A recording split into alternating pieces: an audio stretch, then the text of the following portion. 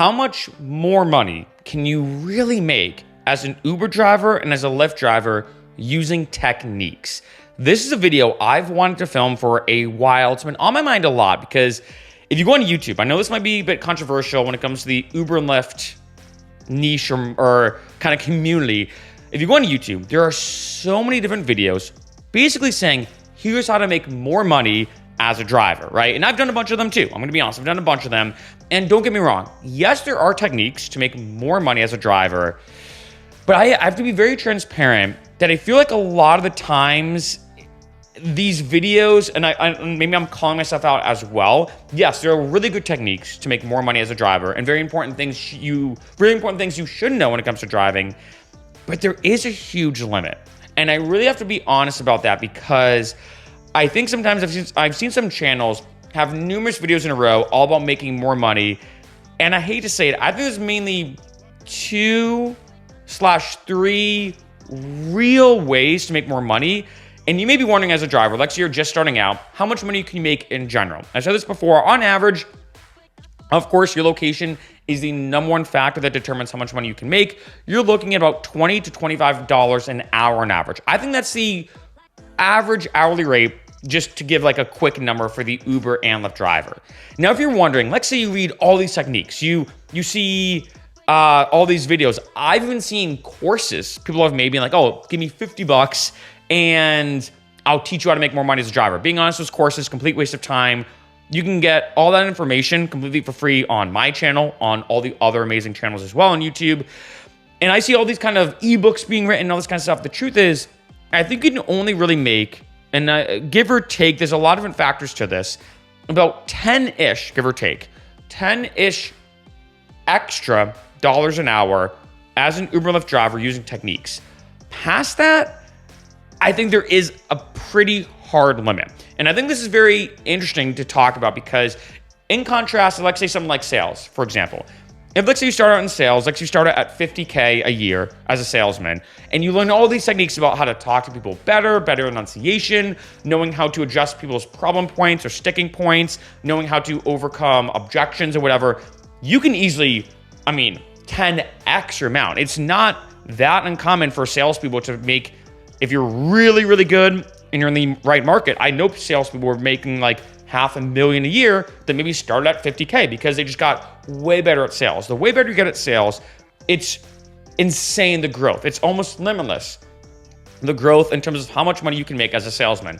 For example, when it comes to an Uber and Lyft driver though, there is really a hard limit. Now, being honest, when it comes to the techniques, right, to be very transparent about this, I think one, driving during the right times. So peak hours. That's the first big thing to say. Morning and evening commutes, Friday and Saturday nights. So morning and evening commutes, you're looking at 7 to 9 a.m., 5 to 7 p.m., Friday and Saturday nights.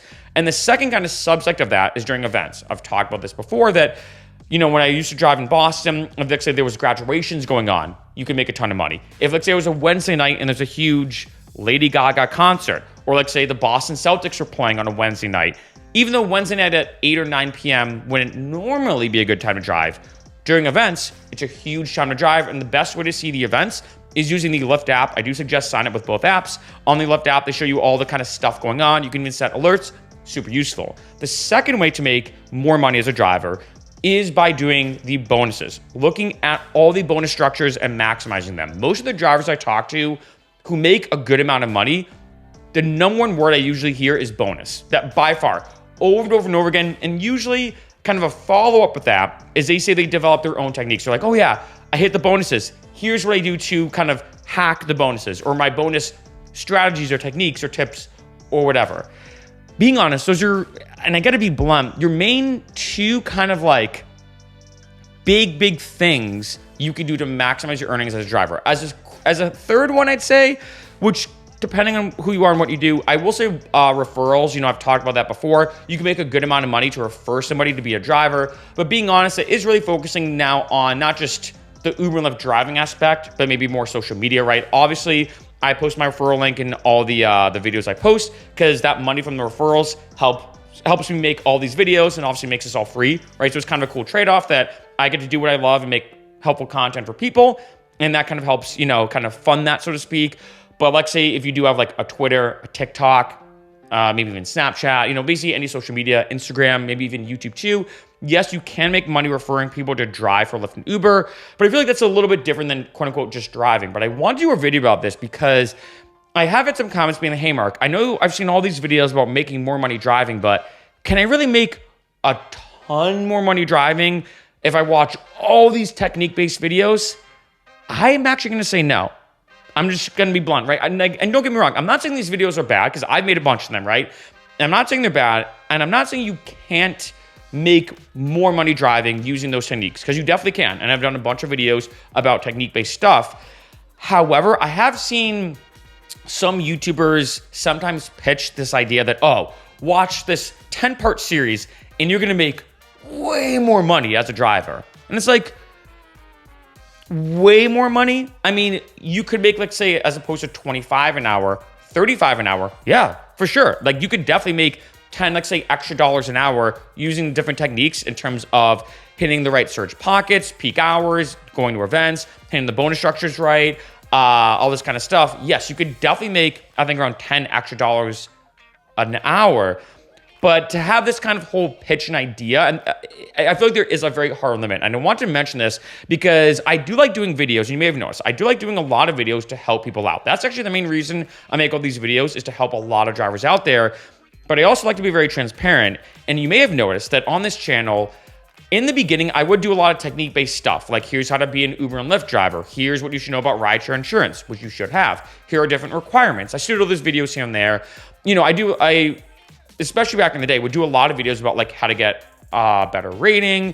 And I did a lot of videos too about making more money. But you may have noticed for my dedicated subscribers, over time, I haven't really done those videos as much anymore, right? I do maybe one of those every few weeks even. And the reason why is there's a point where I'm like, you know what?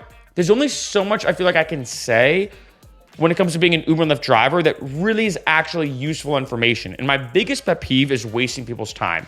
I don't want to make an entire series about how to make more money driving for Lyft and Uber when I feel like the videos are just kind of me making kind of fluff content that don't actually equal more money in your pocket. And I've seen other people doing this. And again, I'm not trying to bash like other YouTubers or Lyft and Uber people making content about it and stuff like that, because a lot of these videos can be helpful and everything.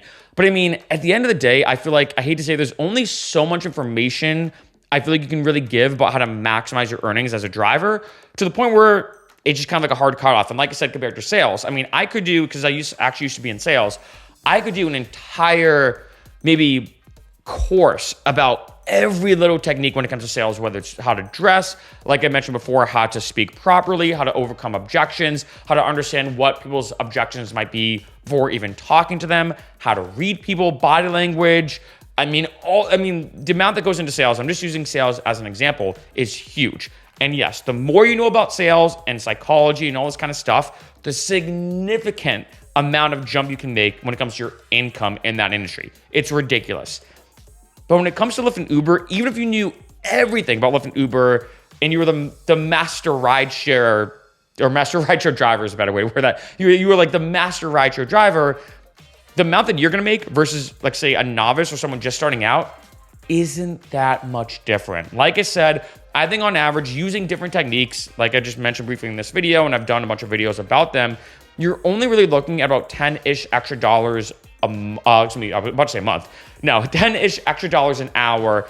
So let's say, again, if you make $25 an hour, on average, you might make 35.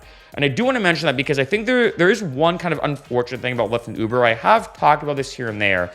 And that is, there is a limit. And yes, you are an independent contractor, I guess, depending on where you are. But there is a limit where, let's say you drive for Lyft and Uber for 1 year versus 5 years. In any other job, you get a raise. You make more and more and more money.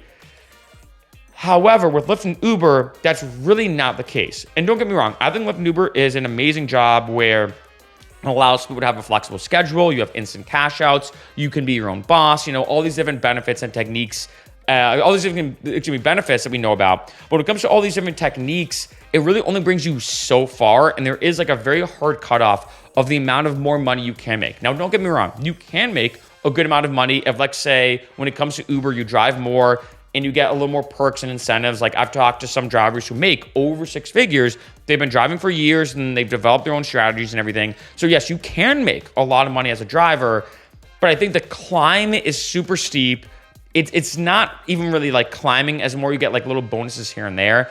And that's why a big thing to say to a lot of drivers is, look, yes, it's great to do part-time, maybe even full-time for some people. I hated driving full-time. I loved driving part-time. But when it comes to full-time driving, there really is a point where there's only so much more you can do to make more money. And that's why I have suggested to a lot of drivers, like, look, if let's say you're just looking to make some side cash, you're saving up for a vacation, you just want something to do on a Friday night, and let's say you're like, hey, I can either stay in and watch Netflix or go out and make more money. Hey, yeah, it's in a sense more productive in a sense to go out and make more money. You meet people. It is a lot of fun too.